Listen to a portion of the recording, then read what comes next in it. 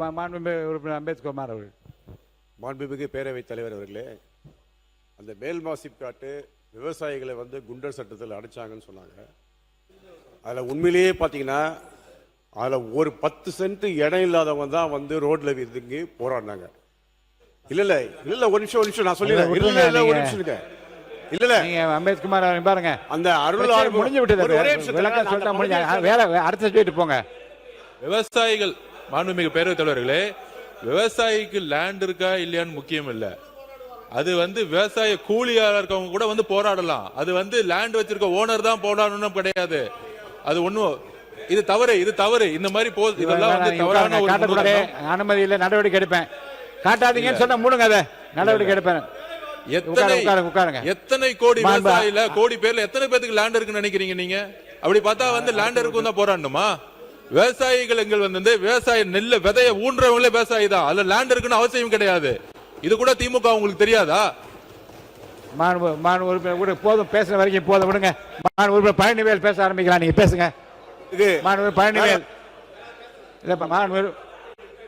இல்ல வேற ஏதாவது நீங்க பேசுறது அனுமதிக்கல. மாண்புமிகு பேரவைத் தலைவர் அவர்களே, சொல்லியாச்சு, உட்காருங்க. அவர் தான் சொல்லிட்டாருங்க. அவர் தான்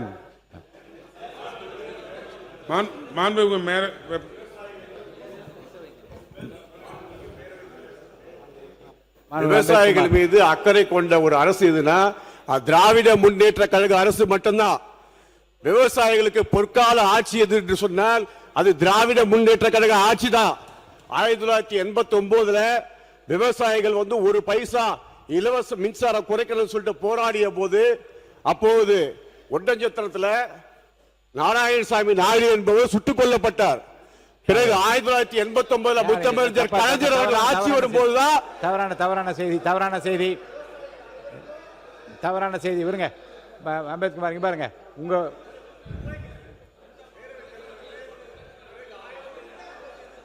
முடிங்க. பிறகு 1989 ஆட்சிக்கு வந்த உடனே முத்தமிழர் டாக்டர் கலைஞர் அவர்கள் தான் ஒரு பைசா விவசாயத்துக்கு மின்சாரத்தை குறைக்கணும்னு சொன்னாங்க.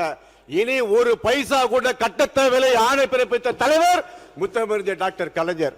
பிறகு 2006 2011 அனைத்து விவசாயிகளுக்கும், அது ஏழை விவசாயி, சிறு விவசாயி, குறு விவசாயி, அதிமுக விவசாயி, திமுக விவசாயி, பாமக விவசாயி, எந்த விவசாயிக்கு பாரபட்சம் இல்லாமல் 7000 கோடி ரூபாய் கடன் தள்ளுபடி செய்த தலைவர் முத்தமிழர் டாக்டர் கலைஞர்.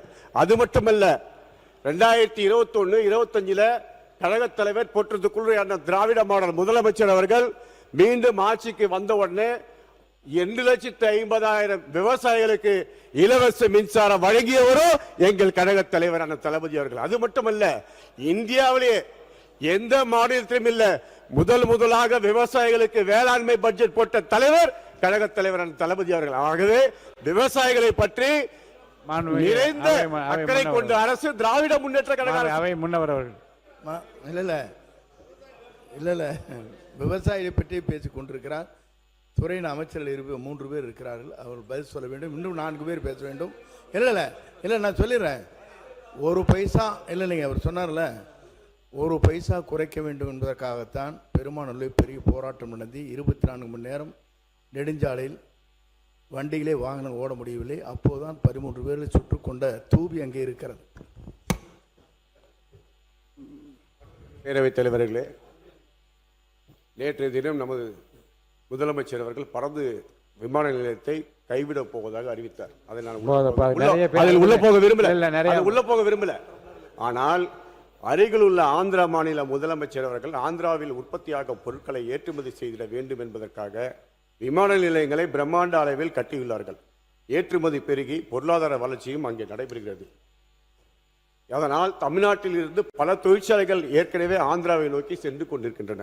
மேலும் பல தொழிற்சாலைகளை தமிழ்நாடு இழந்து விடாமல் இருக்க நீங்கள் அறிவித்து விட்டதால் பிடிவாதம் காட்டாமல் பரந்தூர் விமான நிலையத்தை மீண்டும் கைவிடும் திட்டத்தை மறுபரிசீலனை செய்யுமாறு கேட்டுக்கொள்கிறேன்.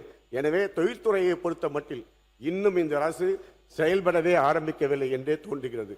அதனால் ரயில் செயல்பாடுகளை மட்டுமே நின்று விடாமல் ரயில் செயல்பாடுகளை இந்த அரசு இறங்க வேண்டும் என்பதை கேட்டுக்கொள்கிறேன்.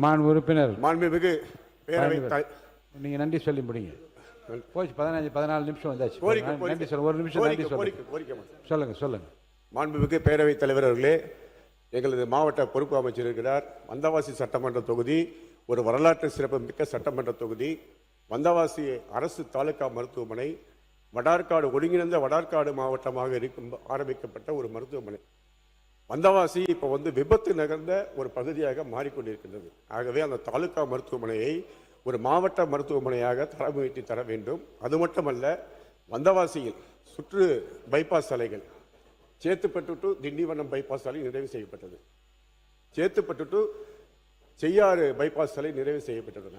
இப்பொழுது மேல்மருவத்தூர் டு காஞ்சிபுரம், காஞ்சிபுரம் டு செய்யாறு புதிய புறவழிச்சாலையை ஏற்படுத்தி தர வேண்டும்.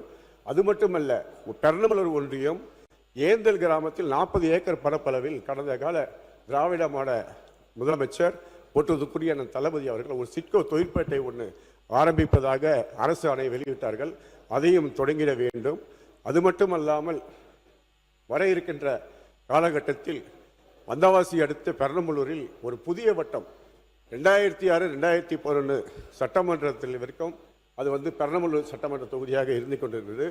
பிறகு தொகுதி மறுசீரமைப்பில் பெர்னமலூரில் சட்டமன்ற தொகுதி 60% வந்தவாசி சட்டமன்ற தொகுதியிலும் 40% போலூர் சட்டமன்றத்தில் சேர்க்கப்பட்டு விட்டது. ஆகவே பெர்னமலூரை ஒரு தலைமையிடமாக கொண்டு ஒரு புதிய வட்டம் அந்த கோட்டமாகவும் சேர்த்து நீங்கள் அமைத்து தர வேண்டும் என்று நமது மாண்புமிகு வருவாய்த்துறை அமைச்சர்களும் மாண்புமிகு முதலமைச்சர் கவனத்திற்கு கொண்டு செல்கிறேன். மீதமுள்ள எனது தொகுதி கோரிக்கையை படித்ததாக கருதி நீங்கள் பதிவு செய்யும் கேட்டுக்கொண்டு வாய்ப்பளித்த அனைவருக்கும் நன்றி கூறி விடைபெறுகிறேன். நன்றி, வணக்கம்.